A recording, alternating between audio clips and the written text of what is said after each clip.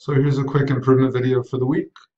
In the Revit Profiles section of the portal, if you come in here, you can basically do this little drop down, and now you can click, like, let's say job name.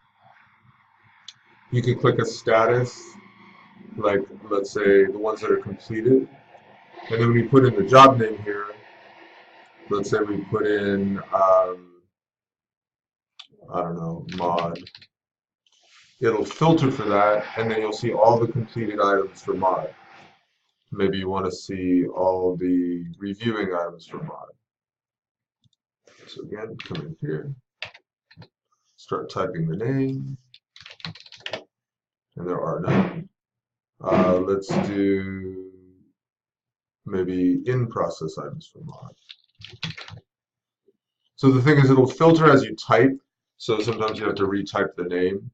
But right now we only have completed items for mod, so right now you can see all of those. So it's a nice little filter. We were looking at in the ESLI meeting, and we made that update this week. So that's our improvement this week. Thank you very much.